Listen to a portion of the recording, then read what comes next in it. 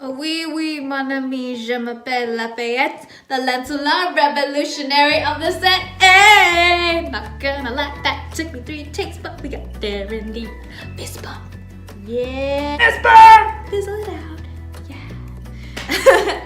Okay, so if you didn't know, that's actually from Hamilton, the musical, and I'm super, super duper stoked because we're getting closer to a date. So a little bit of context for you guys. Hamilton the musical, there is going to be a charity show in Puerto Rico in January next year. So I think the dates are somewhere between the 8th of January to the 27th of January. And I just really, really want tickets. I really want tickets because Lin-Manuel Miranda, the king himself, will be performing. And I just really, really, really, really, really want to see him live. I just want to absorb that energy and I want to see him perform, and I'm super excited.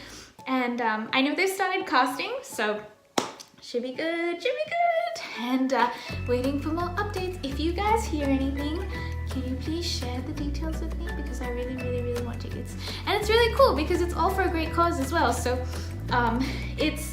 so after what happened with Hurricane Maria, he's going to raise funds from this show and donate it and make the country better.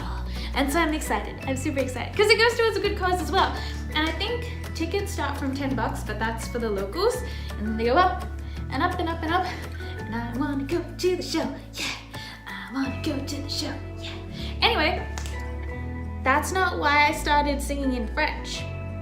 Like horrible French. It's because it's Bastille Day. Happy Bastille Day, you guys. That's supposed to be like a celebration noise, but that was pretty shit.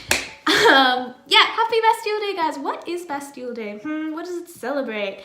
It essentially celebrates the time that France went in and took down a castle, ripped it down to shreds, and it is the beginning of the French Revolution. So, drink that French wine, eat some fancy cheese, eat a baguette, eat a croissant, and watch some French movies.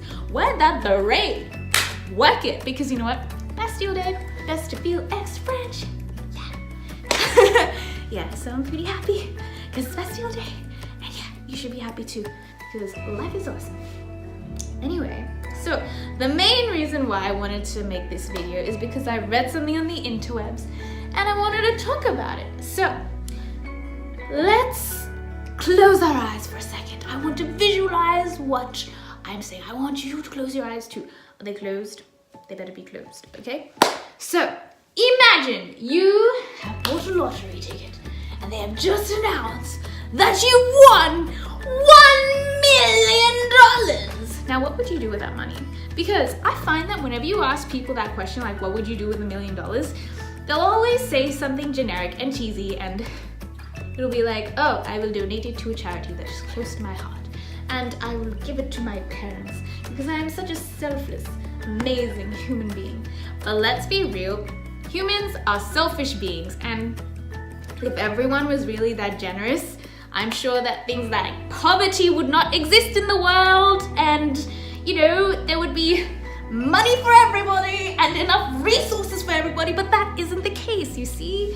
Which is why I find that hard to believe. So let's be real for a second. What would you do if you won $1 million?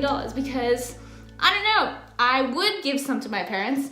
Maybe I would give a little bit to a charity, but I would also blow it on a holiday. Or maybe, no, jokes, take that back. I would buy an Aston Martin and pretend that I'm James Bond, a female James Bond. No, I would buy a really nice dress and pretend that I'm a Bond girl driving. No, I wouldn't be a Bond girl. I would be my own spy. I would have my own movie. Yeah, in my Aston Martin. I'd be a female version. Yeah, I don't know, but listen, I wouldn't know what I would do with $1 million because I've never bought a lottery ticket in my life. So that thought has never crossed my mind. But maybe you've thought about what you would do with $1 million. So be real with a second. Comment and let me know what you would do with $1 million, okay? If you want. Anyway, back to the story. Say you have bought that ticket with somebody else. So you guys split the cost of a ticket. Maybe it's your mama or your dad or your sister or somebody very close to you, somebody not close. Oh my God, how weird would it be if you bought a ticket with your coworker and you guys need to just split the winnings. And they didn't want to share. What would you do then? Okay, which brings me back to the story again. Okay, because I feel like if you bought a ticket with somebody, you would split 50-50, even Stevens, because that's the way life goes. But in this case, it's not so, because why am I out of breath already? I'm so unfit and so out of shape, you guys. Anyway,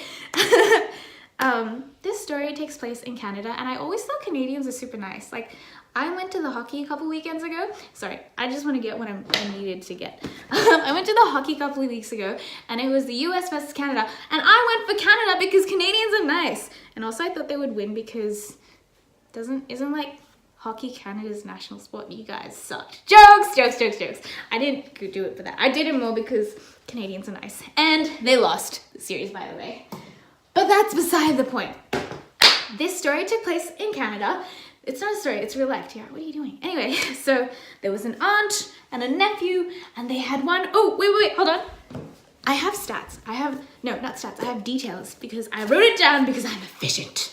Jokes. Okay, so the lady's name was Barbara Reddick, and her nephew's name is Tyrone McInnes. I always thought McInnes, isn't that a Scottish last name? Maybe it is. Anyway, both of their names were drawn in the Chase the Ace draw, and the first thing the aunt said was, "I shall see you in court." So let's be real. So she's saying that they never agreed to split it even Stevens. She's gonna take all the money for herself, but the boy's like, no. We were supposed to split it even Stevens, and I think that's fair, right? So, what would you do? Like, I think that's wrong. I mean, first of all, okay, for me personally, I think that she is bluffing. I think she's just full of it because it's just empty threats. Because if you want $1 million, why would you waste your $1 million on lawyer fees and like wasting time when you could be blowing it all in Vegas? So yes, that's me. Oh, I did something to my neck. That hurt. Anyway, I don't believe it. But I think it's very silly and irresponsible. And not irresponsible, but I feel like when you're older, you're supposed to be more mature about these things. I mean, it's just money after all. They're just things. But anyway, maybe I'm just lucky by saying just money. I don't have responsibilities and expenses because I live at home with my family. But what did you do? What would you do? Tell me. Let me know. Let's discuss this. Let's talk. Tell me something nice. Okay. Bye, guys.